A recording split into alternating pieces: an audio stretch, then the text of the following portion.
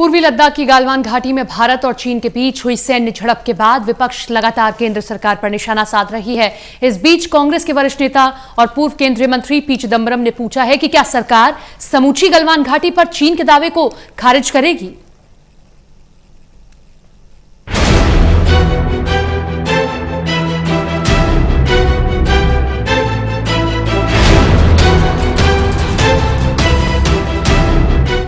पूर्व केंद्रीय गृह मंत्री और कांग्रेस नेता पी चिदंबरम ने सवाल उठाए हैं कि क्या भारत सरकार ने चीन के गलवान घाटी के हिस्से के दावे को मान लिया है। चिदंबरम के मुताबिक अगर केंद्र के मुताबिक गलवान पर चीनी दावा गलत है तो इसका जवाब तुरंत दिया जाना चाहिए, नहीं तो परिणाम भयावह साबित हो सकते हैं। चिदंबरम ने कहा कि सर्वदलीय बैठक में प्रधानमंत्री ने कहा कि कोई भी बाहरी व्यक्ति लद्दाख में भारतीय क्षेत्र के अंदर नहीं आया था। ये स्पष्ट है कि प्रधानमंत्री का बयान सेना प्रमुख, रक्षा मंत्री और विदेश मंत्री द्वारा दिए गए पहले के बयानों के विपरीत है।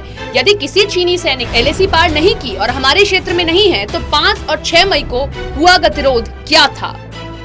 This will become an issue unless the government clarifies and answers our questions.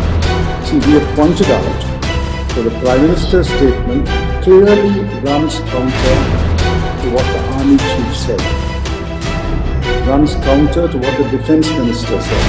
The Chinese in large numbers have entered India.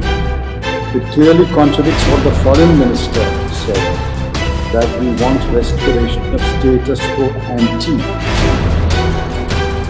Now, clearly, 3 top officers of the government of India have been contradicted by one statement of the Prime Minister. Congress नेता ने कहा कि हमें जितना संभव हो उतना आत्मनिर्भर बनना चाहिए, लेकिन हम बाकी दुनिया से अलग नहीं हो सकते।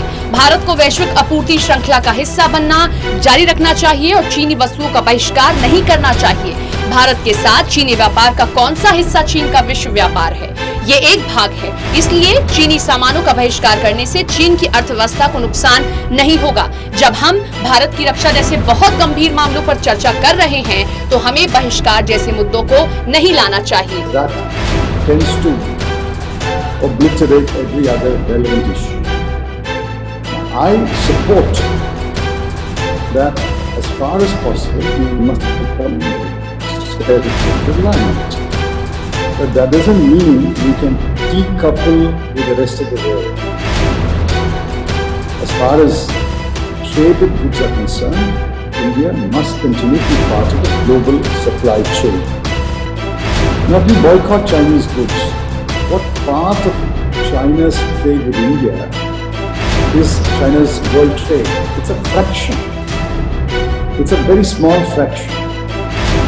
So boycotting Chinese goods, I don't think will hurt Chinese economy. It may or may not hurt Indian consumer. I'm not in a position to say. PM के राष्ट्र को बयान के बाद मुखर तौर पर कांग्रेस केंद्र का विरोध कर रही है। राहुल गांधी के साथ साथ पार्टी के वरिष्ठ नेता भी चीन मामले पर केंद्र की नीति पर सवाल खड़े कर रहे हैं। तरुण कालरा, टोटल न्यूज, दिल्ली।